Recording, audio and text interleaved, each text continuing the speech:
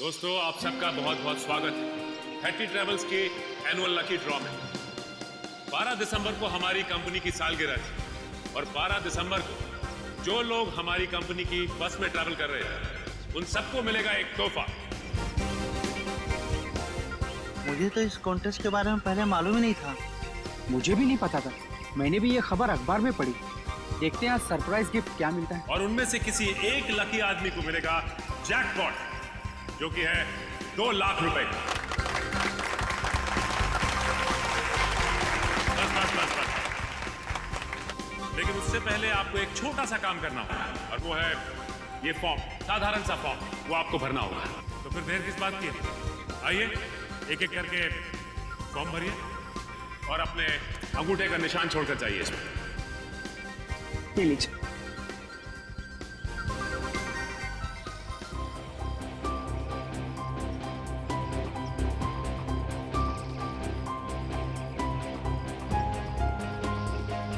Madam, ये सारे के सारे फॉर्म स्कैन कर लो, नेट पे डालेंगे ना। जी सर जी।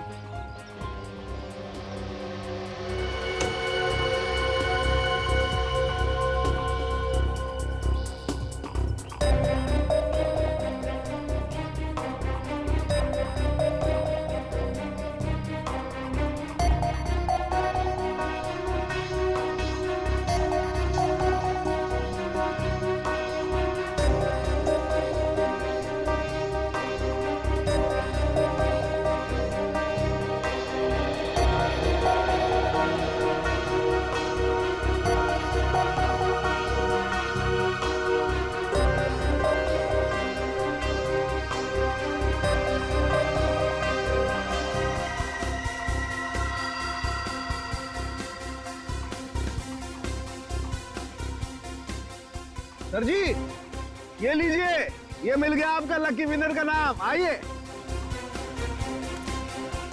ये देखिए।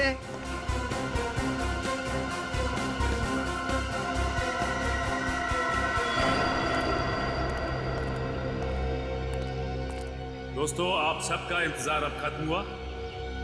अब हम घोषित करने जा रहे हैं विनर का नाम, जो कि है मिस्टर जगन। मैं जगन हूं। मैंने जैकपॉट जीत लिया। मुझे विश्वास ही नहीं हो, मैंने 2 लाख रुपए जीते। 2 लाख! सर कहाँ लेना है? आपके लिए हमने और भी कुछ सोच के रखा। उससे भी बड़ा सर? उससे भी बड़ा क्या सर? जेल का। जेल? जगन बाबू, सारी जिंदगी जेल में रहने का इनाम। ये कैसा मजाक है? मैं जेल क्यों जाऊंगा? मैंने ऐसा क्या किया है सर? चेतन का खून किया है, जहरीली सुई चुभोकर। चेतन खून? मैंने खून?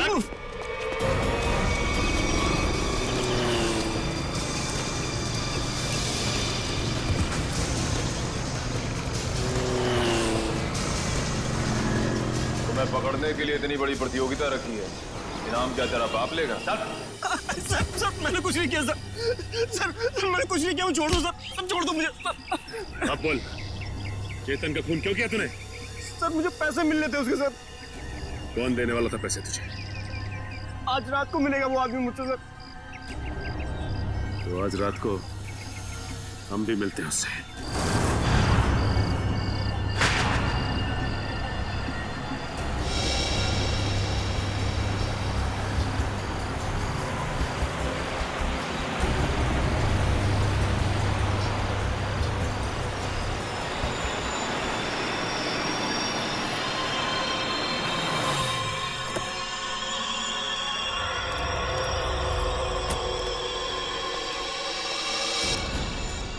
सलाम सेठ। वक्त के बहुत पाबंद हो तुम, मुझसे पहले यहाँ पहुँच गए। सेठ, मुझे मेरे पैसे दो सेठ। यहाँ अगर किसी ने देख लिया तो बवाल खड़ा हो जाएगा सेठ। मुझे फौरन निकलना है यहाँ से। आखिर तुमने मेरा काम किया है, इनाम तो तुम्हें मिलना ही चाहिए। हाँ सेठ।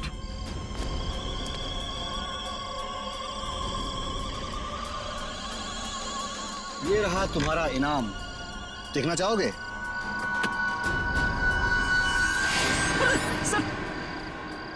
बंदूक? हाँ, बंदूक। क्या मजाक है सेठ? ये मजाक नहीं और ना ही कोई खिलौना है, ये असली बंदूक है और चलती भी है।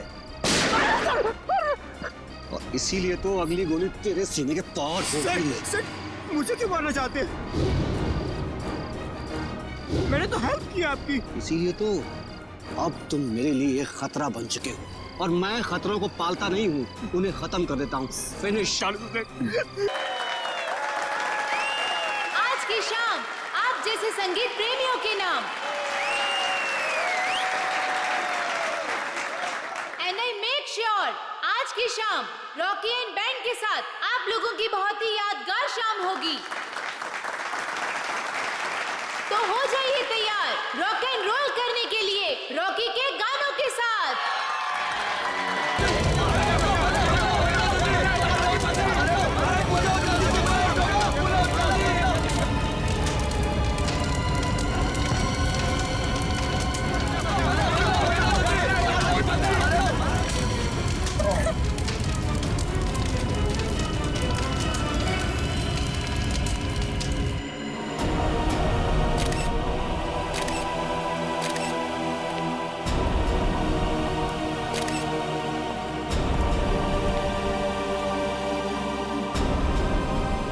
कमर के नीचे का हिस्सा पूरी तरह से जल चुका है सर। शरीर के ऊपर के हिस्से में घाव वगैरह भी नहीं है।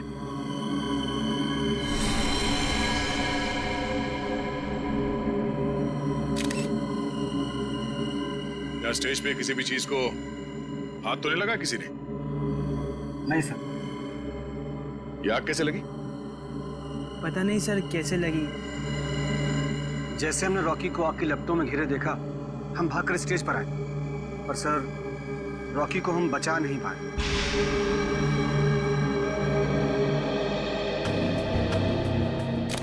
आप लोगों ने किसी को ये आग लगाते हुए देखा?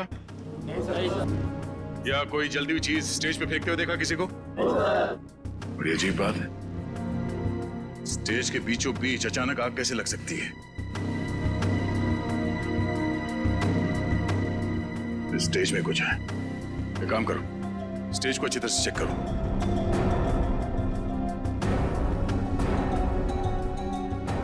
सर हाँ? मैं कुछ कहना चाहती हूँ। क्या बताना चाहती हो?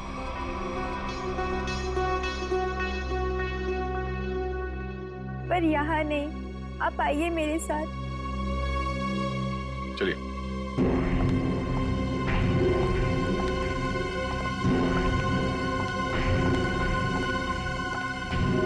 बोलो क्या बताना चाहती हो?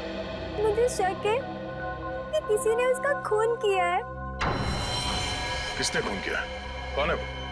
सर वो कौन है ये तो नहीं पता, लेकिन कुछ दिनों से हमारे बैंड को धमकी भरे लेटर्स भेज जा रहे थे। धमकी भरे लेटर्स? हाँ, और वो सारे लेटर्स रॉकी के नाम पर भेजे जा रहे थे, वो भी खून से लिखे हुए। क्या आप हमें वो खून से लिखे हुए लेटर्स दिखा सकती हैं? हाँ सर, मैं अभी लेकर आती हूँ। प्लीज। सर अगर लेटर्स भेजने वाले ने आग लगाई है तो इसका मतलब है कि शो के दौरान वो ऑडिटोरियम में मौजूद था। हाँ पूर्वी, लेकिन उसने ये आग लगाई कैसे ये पता लगाना जरूरी है। सर मिला फ्रेडी? सर ये देखिए, नीचे से एक वायर का तार निकला हुआ है। तार निकला हुआ है स्टेज के नीचे से?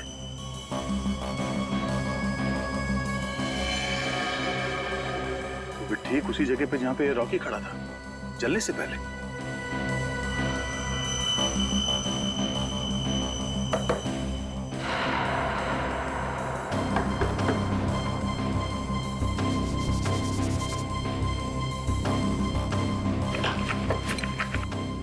स्क्रू ड्राइवर देना।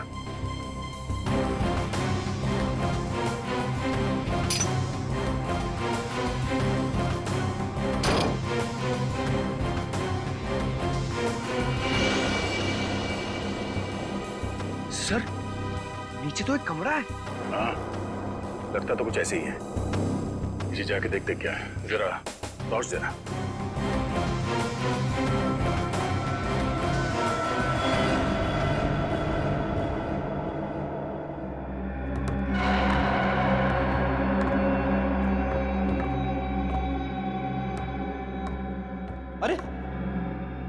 ये कैसा छुपा हुआ कमरा है सर? पूरे कमरे में धूल मिट्टी पड़ी हुई है। ये कलाकारों के लिए अलग से बनाया हुआ कमरा है।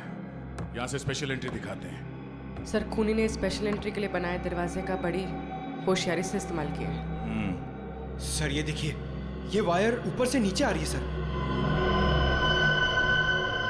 ये वायर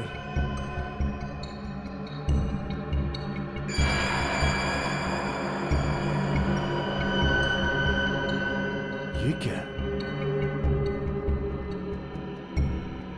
चिपचिपा सा है।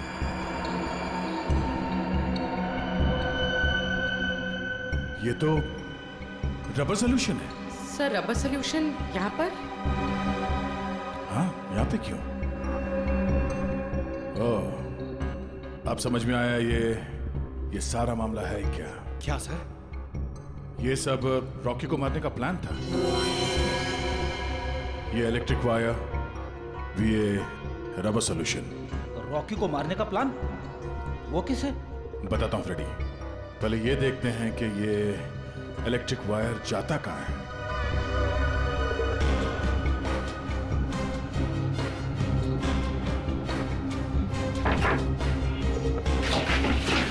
संभाल के।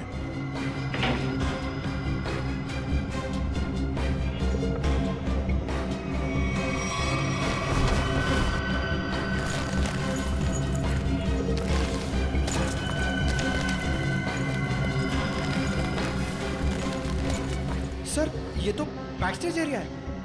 वो देखिए, एक्स्ट्रा ड्रम्स और गिटार भी दिख रहे हैं।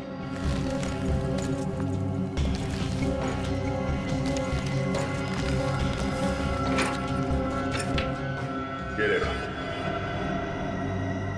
वायर मेन स्विच से कनेक्टेड है। आपको समझ में आया फ्रेडी?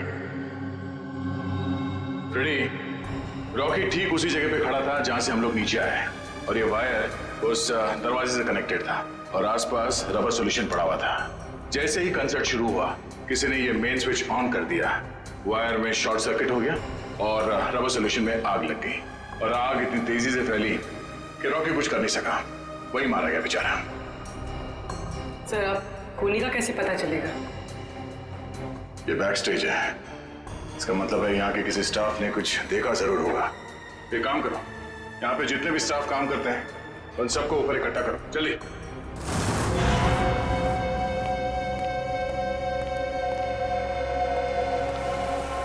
सब लोग आ गए? अच्छा एक बात बताओ, शो स्टार्ट होने वाला था या फिर शो स्टार्ट हो चुका था? उस वक्त आप में से किसी ने स्टेज के पीछे जो कॉरिडोर है उसमें जो इलेक्ट्रिक स्विच बोर्ड है उसके आसपास किसी को देखा था? स्विच बोर्ड के पास? वो क्यों? क्योंकि किसी ने वायरिंग के साथ छेड़छाड़ की है और वही आदमी रॉकी की मौत का जिम्मेदार है। ओ नो सर, ये आप क्या कह रहे हैं? सर मैं तो स्टेज पर था रॉकी के साथ। और जो बैंड मेंबर्स परफॉर्म नहीं कर रहे थे वो लोग भी स्टेज पर खड़े थे रॉकी को चीयर करने के लिए। और तुम कहाँ थे? तुमने किसी को देखा स्विच बोर्ड के पास जाते हुए?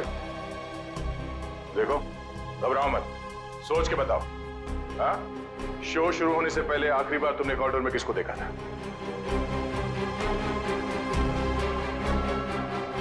सर इसे देखा था मैंने सर। करण, ये तुम क्या बोल रहे हो? सर मैं झूठ नहीं बोल रहा हूँ, इसे ही देखा था मैंने कॉरिडोर में यहाँ। आप बताओ मिस्टर करण, तुम कॉरिडोर में गए थे या नहीं? सर हाँ मैं गया था, लेकिन क्या करने गए थे तुम वहाँ? हाँ? तुम्हें शो में परफॉर्म नहीं करना था? सर मेरा गला खराब था और मुझे पता था कि मैं गा नहीं पाऊंगा, इसलिए मैंने डिसाइड किया था कि मैं रॉकी के साथ परफॉर्म नहीं करूँगा सर। लेकिन मैंने रॉकी को नहीं मारा है सर। अच्छा सर कॉरिडोर में और स्टेज के आसपास सीसीटीवी कैमरे लगे हुए।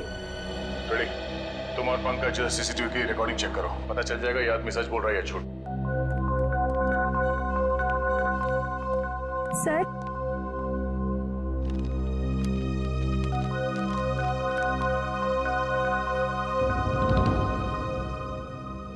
वाकई ये लेटेस्ट तो फोन से लिखे हैं।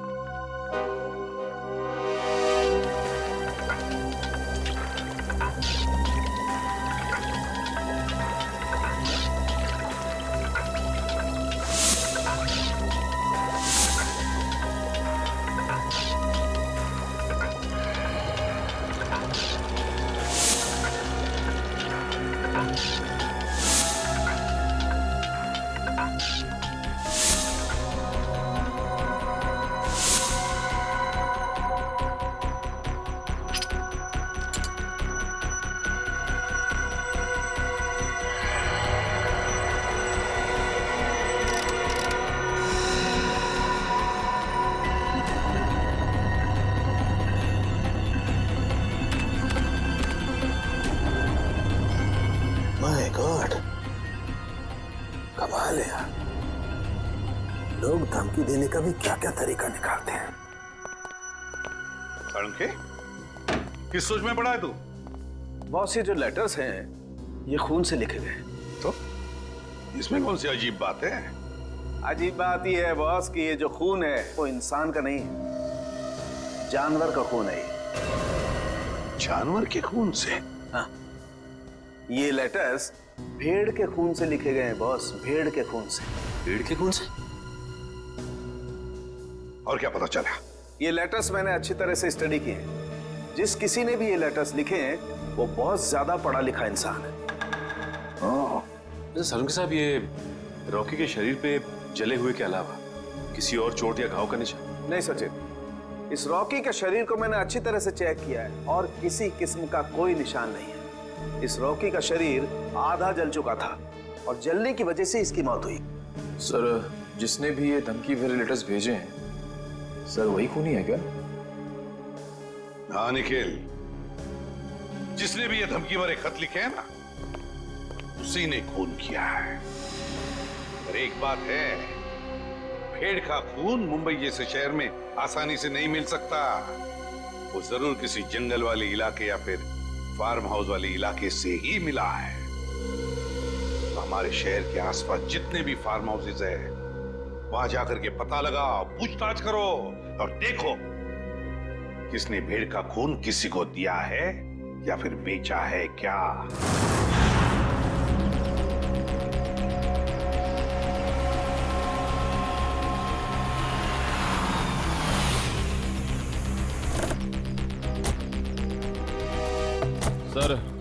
सर शहर के आसपास 2 ही फार्म्स हैं जहाँ पे भेड़ बकरियां पाली जाती हैं। एक पनवेल में है सर, जहाँ में कुछ पता नहीं चला। दूसरा ये है सर। चलो देखते हैं, शायद यहीं से कुछ पता चल जाए। सर, ये आदमी जो भी हो, उसने वो चिट्ठी भेड़ के खून से क्यों लिखी? पूर्वी, आदमी बहुत चालाक है। ये सब उसने हमें गुमराह करने के लिए किया है। वो देखो, उस आदमी से पूछते हैं। भाई साहब, ओ भाई साहब, क्या भेड़ आप ही पालते हैं? हाँ, हम ही लोग पालते हैं। पर आप लोग? हम लोग सीआईडी से। सीआईडी? जी हाँ, सीआईडी। आपसे कुछ पूछताछ करनी है। देखिए, घबराइए मत। पूछिए, क्या पूछना चाहते हैं आप लोग? अच्छा ये बताइए कि आपसे भेड़ खरीदने तो बहुत लोग आते हो, क्या कोई भेड़ का खून खरीदने आया था आपसे? भेड़ का खून? या भेड़ का खून? नहीं साहब, ऐसा तो कोई आदमी नहीं आया। अपने इन आदमियों से पूछिए जो काम कर रहे हैं, शायद इन्हें कुछ पता हो। ए, तुम दोनों आओ। जी साहब। अच्छा ये बताइए कि आपसे कोई भेड़ का खून खरीदने के लिए आया था क्या? देखो घबराओ मत, जो कुछ तुमको पता है सब कुछ सच सच बताओ। साहब, वो कुछ दिन पहले एक आदमी भेड़ का खून लेने आया था साहब। क्या? तुमने मुझे क्यों बताया? गलती हो गई, माफ कर साहब। वो उसके लिए उसने मुझे बहुत पैसा दिया था। बोला था कि कुछ दवाइयाँ बनाना, इसके लिए उसे भेड़ का खून चाहिए साहब। क्या तुम उसे पहले से जानते थे? नहीं, मैं पहली बार मिला था। उसके बारे में और कुछ याद है तुम्हें? उसका पहनावा या उसकी कोई आदत? हाँ, उसके पास एक महंगा फ़ोन था। वो बार बार फ़ोन को ही देख रहा था साहब। ऐसा फ़ोन मैंने कभी नहीं देखा। ऐसा क्या था उस फोन में? नीले रंग का फ़ोन था, उस पर स्टार बना हुआ था साहब, और उसके पीछे कुछ एल जैसा लिखा हुआ था साहब। 5-6 दिन पहले लोकम नाम की इंटरनेशनल कंपनी ने एक ऐसा फ़ोन लॉन्च किया है। अखबारों में उसकी काफ़ी चर्चा भी हुई थी। फिलहाल शहर में एक ही आउटलेट है इसका जहाँ ये फ़ोन मिलता है, लोखंडवाला में। रुक नहीं, एक मिनट सर।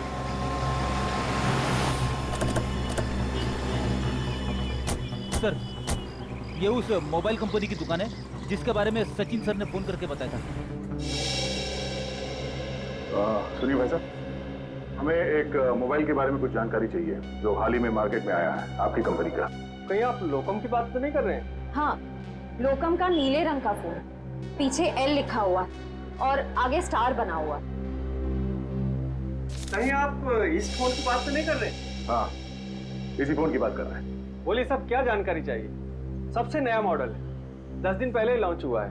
आपको चाहिए तो अभी से बुक कर दूं? नहीं, हमें खरीदना नहीं, हमें ये पता करना है कि ये फोन किन किन लोगों ने खरीदा है। हमें उनकी लिस्ट चेक करनी है। पर क्यों साहब? देखिए, हम सीआईडी से और एक खून के सिलसिले में तहकीकात कर रहे हैं। जी बिल्कुल, अभी तक हमने सिर्फ 12 पीसी बेचे हैं, कस्टमर का रिस्पॉन्स देखने के लिए।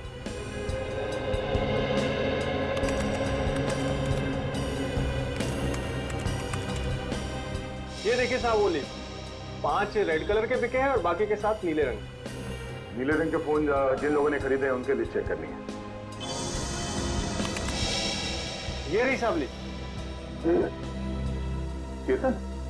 लेकिन चेतन तो उस न्यू एज रॉक बैंड का मेंबर है, वो भला अपने ही आदमी का खून क्यों करेगा? ये तो चेतन ही बताएगा। फिर घर चलते हैं। जरा चेतन का एड्रेस है।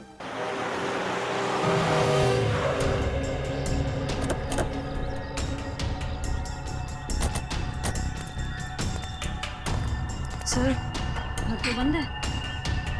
अब कहाँ ढूंढेंगे चेतन को? घर के अंदर।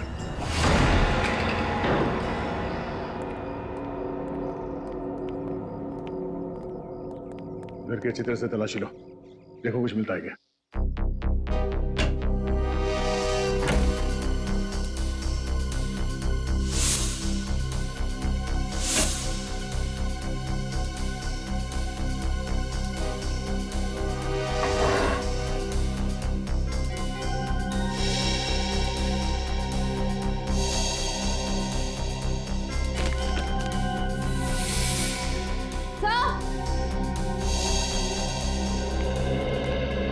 डस्टबिन में फटे हुए कागज है।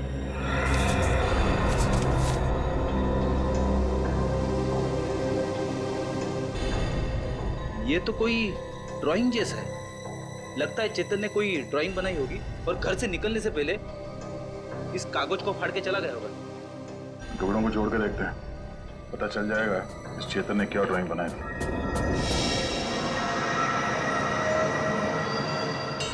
सर, ये तो कोई नक्शा या कोई ब्लूप्रिंट लग रहा है। श्रेया, पर किस जगह का? तो करण के ऑफिस के कैबिन का ब्लूप्रिंट है। करण? सर, ये करण भी तो न्यू एज रॉक बैंड का मेंबर है।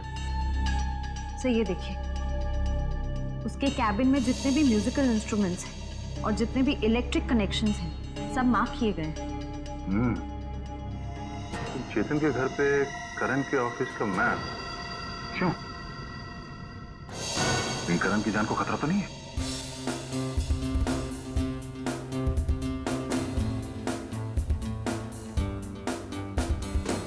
रॉकी सर की बहुत याद आती है। उनकी आवाज में एक अलग ही जादू था। हाँ यार, वो एक अच्छे कलाकार ही नहीं बल्कि एक अच्छे इंसान भी थे। सीआईडी यहाँ हमारे ऑफिस। करण का बात क्या है सर? हमें कुछ जरूरी बात करनी है उससे। सर, वो तो बाहर गए हुए। कहाँ गए? सर पता नहीं सर। अजीब बात है सर, स्टाफ को बिना बताए करण कहीं चला गया। करण का कैबिन कहाँ है? वो रहा सर। ठीक है, चलो। सर रुक जाइए सर। सर, करण सर के कैबिन में जाना मना है सर।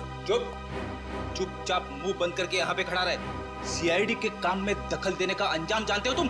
मगर सर, करण सर ने कहा अंदर केबिन में खतरा है, इसलिए सर किसी को वहाँ मत जाने देना। खतरा है? हाँ सर। फिर तो जरूर जाना पड़ेगा।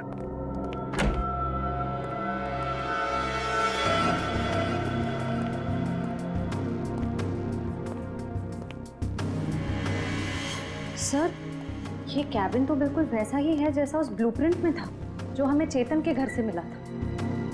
हाँ श्रेया, सारे म्यूजिकल इंस्ट्रूमेंट्स वैसे ही रखे गए जैसे उस नक्शे में मार्क किए गए थे। लेकिन क्यों? तो देखो कुछ मिलता है क्या?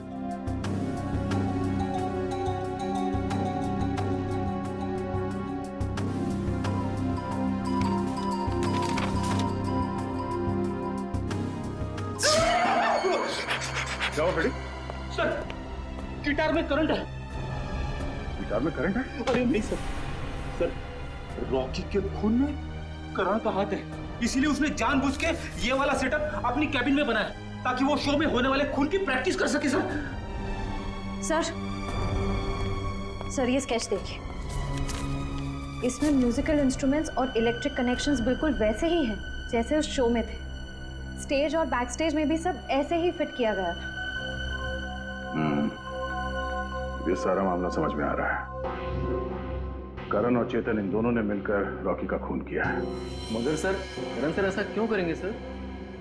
वो तो पता चल ही जाएगा। पहले ये बताओ, इस कैबिन में करण के साथ कोई और भी आया था? नहीं सर, वो तो हर वक्त काम में बिजी रहते थे, दिन रात अगले शो की तैयारी में ही लगे रहते थे। सर उन्हें तो किसी से मिलने की फुर्सत तक भी नहीं थी। पर सर उसने कहा था कि उसका गला खराब था, इसलिए उसने रॉकी के साथ उस शो में परफॉर्म नहीं किया। वो सब एक झूठ था। उसने हमारे सामने नाटक किया। उसने रॉकी का खून किया और रॉकी को रास्ते से हटा दिया, और अब अपना अलग से शो प्लान कर रहा है। करण का अगला शो कहाँ है? सर पूना में। पुणे में?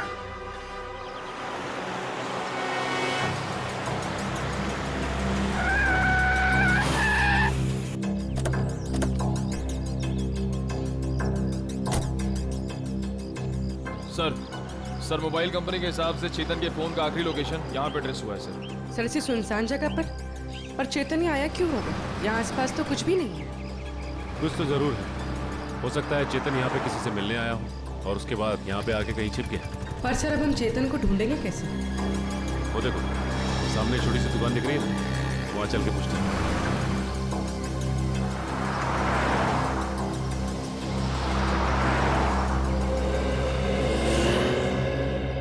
कहिए साहब, क्या लेंगे, चाय कॉफी या फिर गर्मा गर्म समोसे? जी बस आप इतना बता दीजिए कि आपने इस आदमी को पहले कभी देखा है? हाँ साहब, देखा है साहब। ये मेरे ढाबे पे आया था। कितनी देर पहले आया था यार? यही कोई 1.5-2 घंटा हुआ होगा। मैंने उससे पूछा भी कि कुछ खाना पीना है, तो बोला नहीं, खाने पीने का वक्त नहीं है उसके पास। फिर वहाँ कोने में बैठकर किसी का इंतजार करने लगा। फिर कोई मिलने आया इससे? हाँ साहब, एक गाड़ी आई थी और गाड़ी को देखते ही उसकी ओर भागा। अब फिर दोनों साहब, गाड़ी में कोई बैठा हुआ था, दोनों में कुछ खुसुर खुसुर हुई और फिर गाड़ी वाले ने एक अटैची इसको दी और चला गया। गाड़ी वाले को देखा?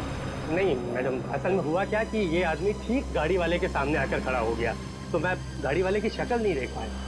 अच्छा, गाड़ी का नंबर या फिर कौन से रंग की गाड़ी थी, कुछ याद है तुम्हें? नंबर तो नहीं देखा, लेकिन हाँ गाड़ी सफेद रंग की थी। ये दोनों साथ में कैसे गए? नहीं साहब, गाड़ी वाला तो अलग निकला था और ये जो लड़का था, ये 5 मिनट बाद एक बस आई, उस पर बैठ के निकला।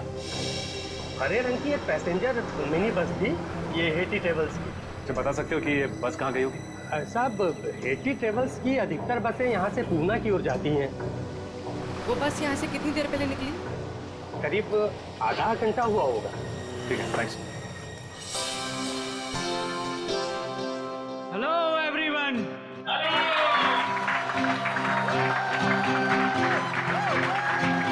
तो आखिरकार वो दिन आ ही गया जिस दिन का आप सबको बेसब्री से इंतजार था। तो अपने दिलों को थाम के बैठिए, क्योंकि अब आपके सामने आ रहे हैं आपके दिलों की धड़कनों को तेज करने the one and only mister Karan.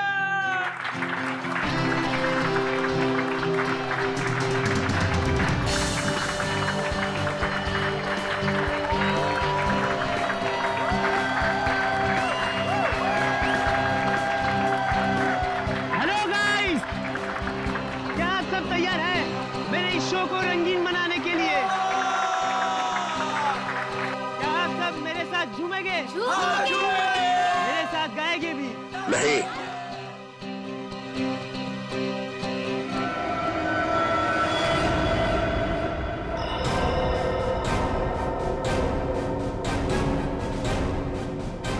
CID यहाँ? हाँ, आप लोग सब प्लीज बाहर जाइए। हम करण जी का शो अकेले में देखना चाहते हैं। टेंशन लेने की जरूरत नहीं है, तुम्हारे पैसे तुम्हें मिल जाएंगे। चलो चलिए चलिए। नहीं नहीं, ये नहीं हो सकता। रुक जाइए आप सब लोग। ये मेरे जिंदगी का पहला शो है। मैं लोगों को बता देना चाहता हूँ, मैं ही नंबर 1 रॉकस्टार हूँ। तुमने तो कहा था कि तुम्हारा गला खराब है, अब तुम गाओगे कैसे? वही तो, बेसुरा गाने से तुम्हारा नाम खराब हो जाएगा। देखिए, वो तो मैंने कुछ नहीं किया। तुमने हमसे झूठ बोला कि तुम्हारी तबीयत ठीक नहीं है, इसीलिए तुम रॉकी के साथ स्टेज पर नहीं थे। पर सच तो ये है कि रॉकी को तुमने मार डाला और अब खुद रॉकस्टार बनने चले हो, हैं?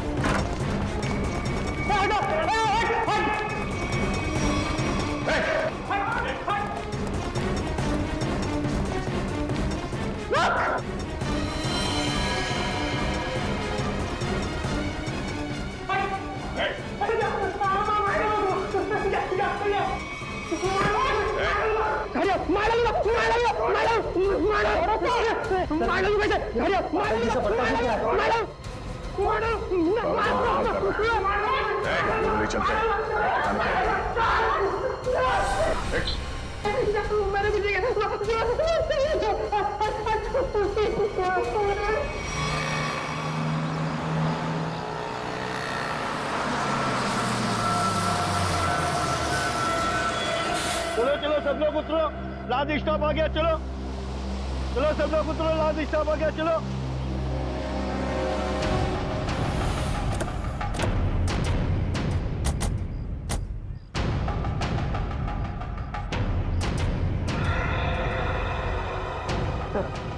हो रहा चेतन, बस से उतर। सर बार बार पीछे मुड़ के देख रहा है, ऐसा लग रहा है काफी डरा हुआ है। गलत काम करेगा तो डरेगा ही।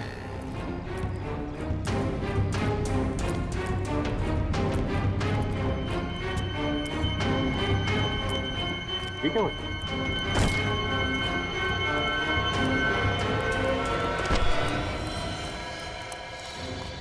प्लीज प्लीज प्लीज हटिए हटिए प्लीज। माय गॉड, ये तो मर गया। मर गया? अचानक क्या हो गया इसे?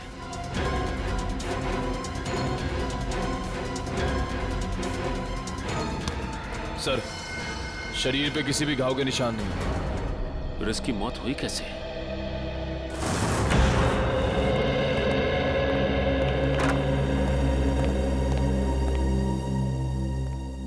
बताओ करण, एक कलाकार होने के बावजूद भी क्यों किया तुमने ये? है? क्यों किया? बताओ। मेरा बेटा कहाँ है? करण, करण, मेरा बच्चा, तू ठीक है ना? आप क्यों मेरे बेटे के पीछे पड़े? मेरे बेटे ने कोई गुनाह नहीं किया है। गुनाह किया है, क्या है गुनाह? करण ने रॉकी का खून किया है। खून? नहीं नहीं एसीपी साहब, लगता है आपसे कोई भूल हो गई है। देखिए, मेरा बेटा किसी का खून नहीं कर सकता। अच्छा, करण के ऑफिस में वो म्यूजिकल इंस्ट्रूमेंट के साथ बिजली के तार क्यों जोड़े गए? और वो स्टेज का स्केच, वो कहां से आया जहां पे रॉकी की मौत हुई थी? सर, मैं मानता हूं मैं रॉकी को मारना चाहता था। मैंने वो इलेक्ट्रिक वायरिंग भी की, स्टेज पर रबर सॉल्यूशन भी लगाया और रॉकी को जलाकर मार देने का प्लान भी बनाया। पर यकीन कीजिए सर, मैंने रॉकी को नहीं मारा है।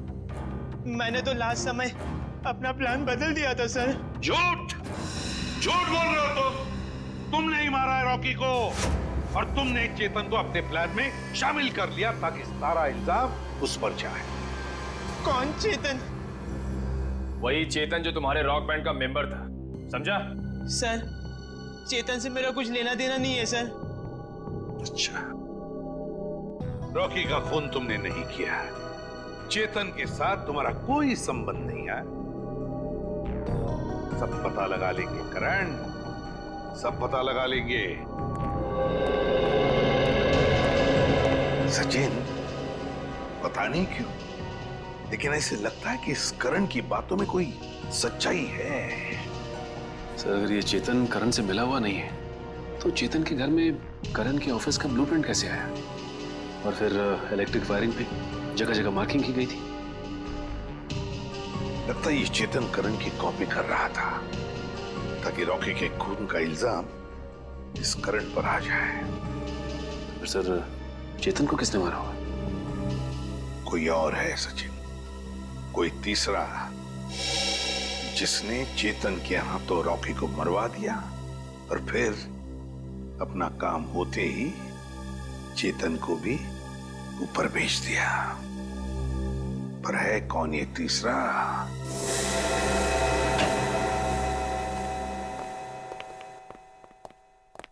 साउंड के रेजिग्नेशन दे दे, इस्तीफा दे दे।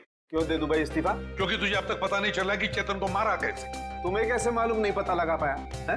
अरे यार आधी बात पता चल चुकी है। तो फिर बता ना जल्दी।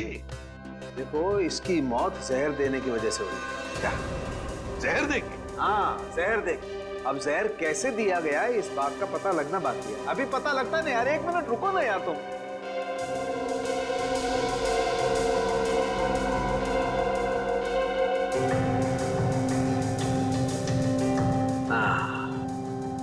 ये इसी बात का शक था मुझे।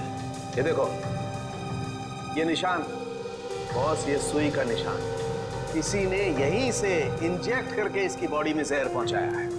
लेकिन सर चेतन तो हमारे सामने बस से उतरा, बिल्कुल ठीक ठाक था। और जब हमने इसका पीछा किया तब भी बिल्कुल ठीक ठाक था। और सर वो मरा भी हमारे सामने, हमने तो नहीं देखा किसी को उसे इंजेक्ट करते हुए।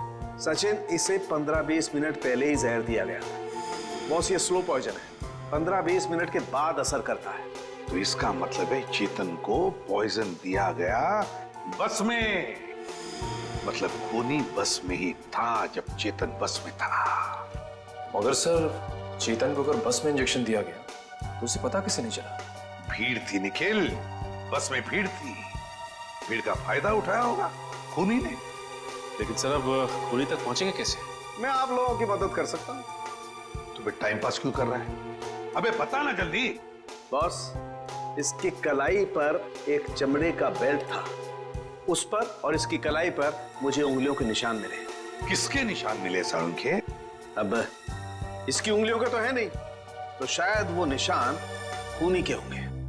अगर ये उंगलियों के निशान खूनी के हैं तो फिर हुआ ये होगा कि जब खूनी चेतन को इंजेक्शन देना चाहता था तो किसी वजह से उसने चेतन की कलाई पकड़ ली, मगर कलाई पर था लेदर बैंड, तो बस आ गए उसकी उंगलियों के निशान उस लेदर बैंड पर। लेकिन सर बस में तो बहुत सारे लोग थे, ये पता कैसे चलेगा कि वो उंगलियों के निशान है किसके? पता तो लगाना पड़ेगा सचिन कि वो उंगलियों के निशान हैं किसके। पता तो लगाना पड़ेगा। है एक तरीका। तुम मेरे लिए एक खतरा बन चुके हो और मैं खतरों को पालता नहीं हूँ, उन्हें खत्म कर देता हूँ। फिनिश। बाय जगन।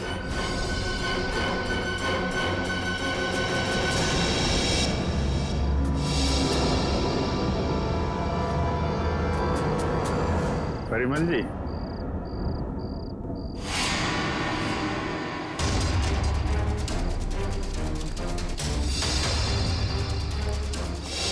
मुझे माफ कर दो प्लीज, मुझे माफ कर दो। अच्छा, कभी कभी आदमी को ज्यादा चालाकी भारी पड़ जाती है परिमल जी।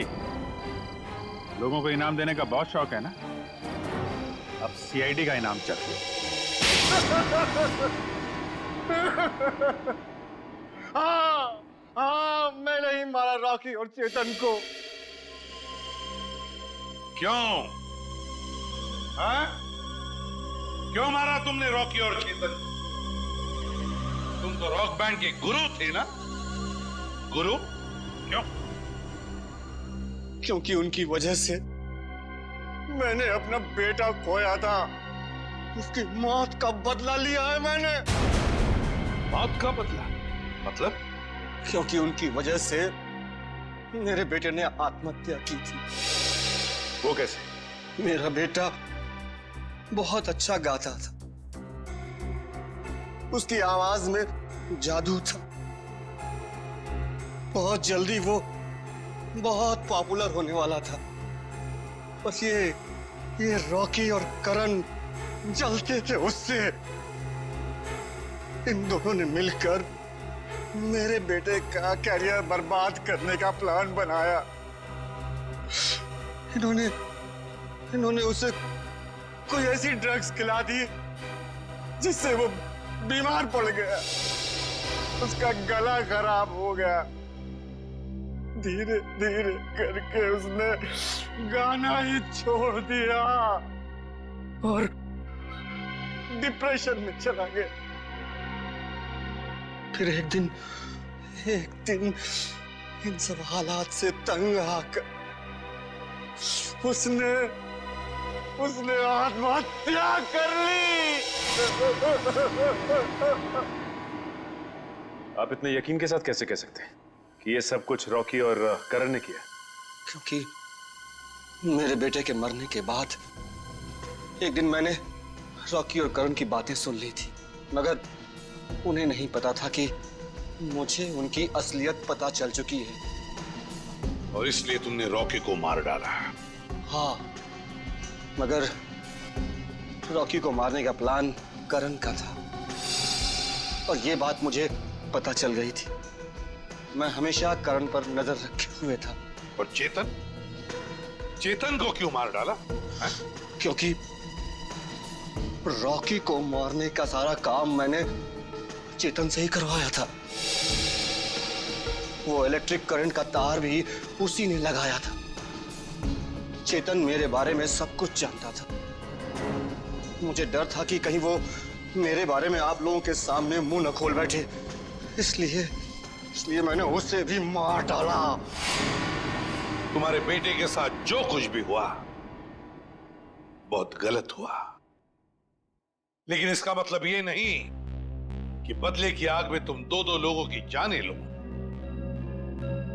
तुमने बहुत बड़ा जुर्म किया है और इस जुर्म की सजा तो सिर्फ फांसी ही है। फांसी।